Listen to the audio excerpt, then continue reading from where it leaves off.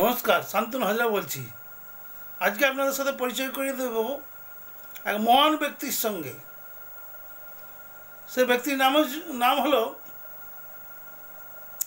খলিলুর রহমান। উনি বাংলাদেশে এনএসএ, অর্থাৎ আমাদের দেশে উনি অজিত দোভাল নিরাপত্তা উপদেষ্টা।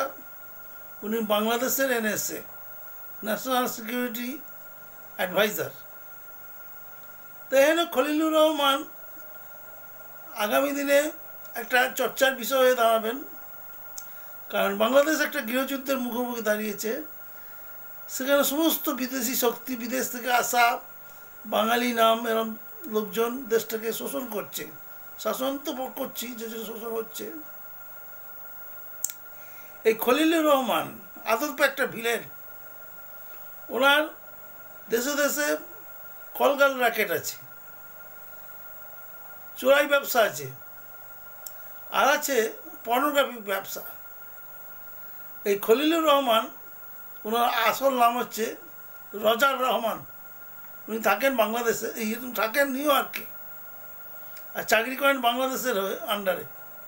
বাংলাদেশের চাকরি করেন এবং 98 সাল থেকে উনি আমেরিকায় আছেন, কিন্তু চাকরি করেন বাংলাদেশ গভর্নমেন্টে, মাইনে পান।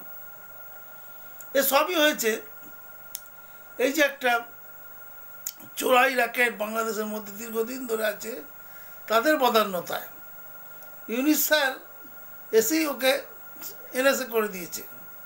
কারণ ইউনিস দেখছে যে আমি তো ফ্রান্স থেকে এসেছি, আমার সহযোগিতা এদেশে কাউকে পাচ্ছি না।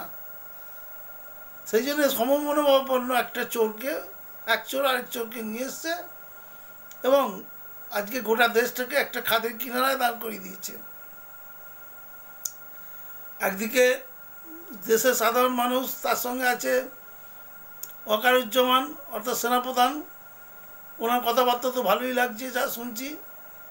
আরেকদিকে আছেন ইউনুস, মোহাম্মদ ইউনুস নবলিয়েট, আর তার বিদেশি সাঙ্গপাঙ্গ।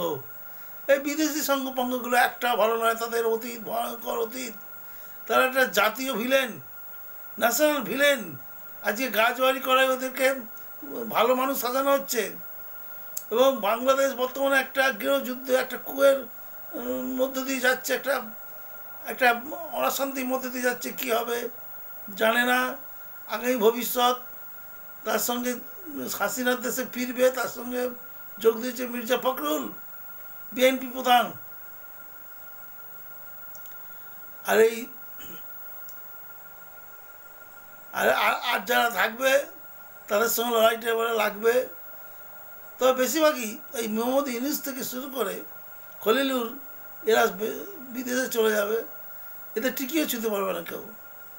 যারা আজকে তাদের তাবেদারি করছে তারা মরবে। ধন্যবাদ।